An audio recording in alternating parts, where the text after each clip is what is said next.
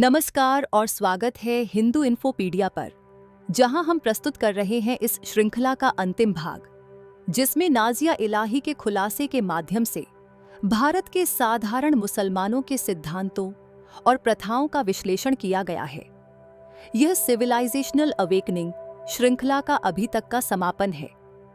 पिछले ब्लॉगों में हमने देखा कि किस प्रकार कुरान की आयतों ने हिंदुओं को हीन साबित किया, किस तरह दैनिक अनुष्ठान इस वर्गीकरण को मजबूत करते रहे और कैसे मदरसों की शिक्षा ने बौद्धिक श्रेष्ठतावाद को गढ़ा। आज हम उजागर करेंगे अंतिम और सबसे खतरनाक रूपांतरण, कैसे धार्मिक प्रोग्रामिंग शैक्षिक डिग्रियों के माध्यम से वैधता प्राप्त कर लोकतांत्रिक संस्थानों में व्यवस्थित रूप से प्रवेश करती है। पहली चुनौती डिग्रियों की शक्ति है। भारत में शिक्षा और डिग्री को स्वतः ही तटस्थता और सम्मान का प्रतीक मान लिया जाता है, लेकिन जब यही डिग्रियां ऐसे संस्थानों से आती हैं जो विशिष्ट धार्मिक विचारधारा पढ़ाते हैं, तब क्या होता है? प्रक्रिया इस प्रकार काम करती है। धार्मिक पूर्वाग्रह को विद्वत्ता के रूप में प्रस्तुत किया जाता है। सांप्रदायिक पक्षपात को पेशेवर योग्यता बना दिया जाता है। सामुदायिक ब्रेन वॉशिंग को शैक्षिक उपलब्धि के रूप में मान्यता दी जाती है। एक स्पष्ट उदाहरण है दारुल उलूम देवबंद की फाजिलत डिग्री। यह कुरान और हदीस की पढ़ाई पर आधारित है, लेकिन विश्वविद्यालय अनुदान आयोग (यूजीसी) इसे अरबी या इस्लामी अध्ययन में स्नातकोत्तर डिग्री के बराबर मान्यता देता है। इस समकक्षता के कारण मदरसा स्नातक विश्वविद्यालयों, सिविल सेवाओं और शिक्षण पदों पर ऐसे प्रवेश पा जाते हैं मानो उन्होंने आधुनिक शिक्षा ग्रहण की हो। डिग्री मिलने के बाद यही लोग सरकारी सेवा, न्यायपालिका, शैक्षणिक नेतृत्व और यहाँ तक कि मीडिया में भी अधिकारपूर्वक जगह बना लेते हैं। जब ऐसे चेहरे टीवी पर डॉक्टर या प्रोफेसर के रूप में आते हैं, तो उनके धार्मिक विचार धर्मशास्त्र नहीं बल्कि अकादमिक विशेषज्ञता के रूप में प्रस्तुत किए जाते हैं। लोकतांत्रिक संस्थाएं इस खतरे को क्यों नहीं पहचानती? क्योंकि वे क्रेडेंशियल बायस यानी डिग्री पक्षपात में काम करती हैं। डिग्रियों को स्वतः तटस्थ माना जाता है। संस्थान शायद ही कभी डिग्रियों के पीछे छिपे वैचारिक कंटेंट की जांच करते हैं।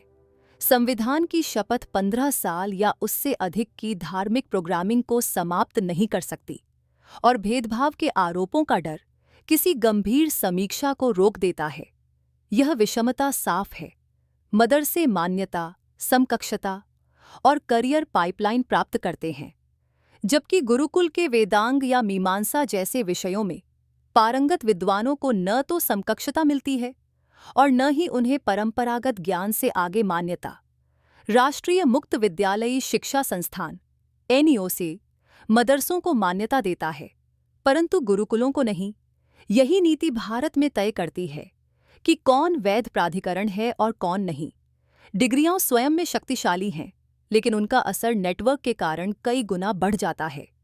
स्नातक सुनियोजित तरीके से सरकारी विभागों, शिक्षा बोर्डों, सांस्कृतिक समितियों और न्यायिक वकालत में पहुंचाए जाते हैं। एलुमनी संघ, मस्जिद सभाएं और अंतर्राष्ट्रीय अकादमिक संबंध इस रणनीति को और मजबूत करते हैं।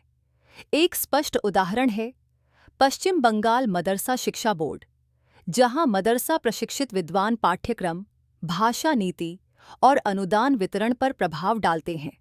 यह दर्शाता है कि क्रेडेंशियल नेटवर्क सिर्फ संस्थानों में प्रवेश नहीं करते, वे उन्हें दिशा भी देते हैं। विदेशी फंड से स्थापित इस्लामी और फारसी अध्ययन की शैक्षणिक चेयर भी यही भूमिका निभाती हैं। इन्हें सांस्कृतिक कार्यक्रम के रूप में प्रस्तुत किया जाता है, लेकिन व्यावहारिक रूप से ये डिग्री पाइपलाइन बनाकर धार्मिक ढांचे को वैधता देती है। न्यायपालिका एक बेहद महत्वपूर्ण लक्ष्य है। मान्यता प्राप्त डिग्रियों वाले स्नातक संवैधानिक कानून, अल्पसंख्यक अधिकार और नागरिक स्वतंत्रता में विशेषज्ञता प्राप्त करते हैं। वे वकील, विद्वान और अंततः न्यायिक नियुक्ति के उम्मीदवार बनते हैं।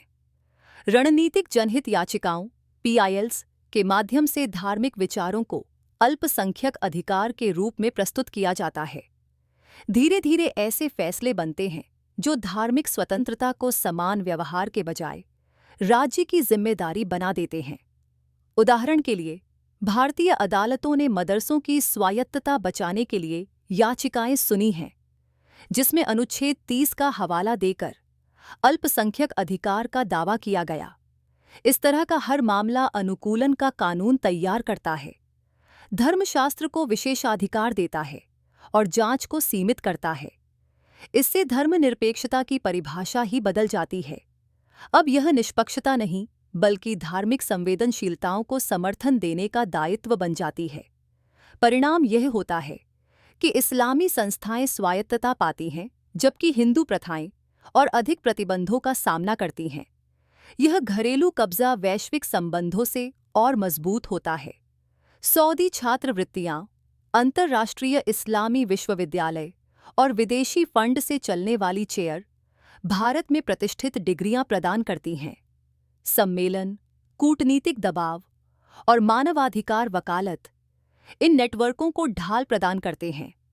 इस तरह विदेशी शैक्षणिक पाइपलाइन वह हासिल करती है जो सैन्य आक्रमण भी न कर सके।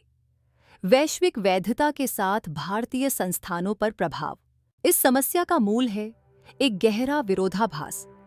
लोकतंत्र समानता और पारस्परिकता के प्रति निष्ठा मांगता है, लेकिन धार्मिक शिक्षा श्रेष्ठतावादी विश्वास और अनुकूलन की मांग पैदा करती है। संविधान की शपथ इस प्रोग्रामिंग को निष्क्रिय नहीं कर सकती। परिणाम यह होता है कि सरकारी दफ्तर, अदालतें और विश्वविद्यालय ऐसे व्यक्तियों से भर जाते हैं जिनकी प्राथमिक निष्ठा धार्मिक होती है, न कि संवैधानिक। यही बनाता है उत्तरदायित्व का अंतराल। संस्थान या तो नहीं चाहते या फिर वैचारिक असंगति की जांच करने में असमर्थ हैं। तो समाधान क्या है? सुधार की शुरुआत पेशेवर योग्यता मानकों से होनी चाहिए। संवैधानिक समानता के प्रति प्रतिबद्धता का प्रमाण, श्रेष्ठतावादी विचारधाराओं की जांच और शैक्षिक तथा वित्तीय पारदर्शिता। दीर्घकाल में लोकतांत्रिक संस्थानों को पारस्परिकता लागू करनी होगी। कोई भी संस्थान जो सार्वजनिक समर्थन प्राप्त करता है, संवैधानिक समीक्षा से बाहर नहीं होना चाहिए। गुरुकुल, मदरसे और विश्वविद्यालय सभी को नागरिकता सिद्धांतों के अनुरूप होना होगा। नाजियाज एजुकेशनल एक्सपोज 5 भागीय यात्रा का समापन है, जो कुरानिक आयतों से शुरू होकर संस्थागत पैठ तक पहुंची। संदेश स्पष्ट है, धार्मिक श्रेष्ठतावाद केवल निजी विश्वास में नहीं पनपता, बल्कि डिग्री और पदों के माध्यम से वैधता प्राप्त करता है। लोकतंत्र को बचाने के लिए संवैधानिक सिद्धांतों को क्रेडेंशियल आधारित मतवाद से अधिक सशक्त होना होगा। यदि यह वीडियो सामग्री आपके लिए उपयोगी लगी, तो कृपया वीडियो को लाइक करें और हमारे चैनल को सब्सक्राइब करें। अधिक जानने के लिए देखें hinduinfopedia.in।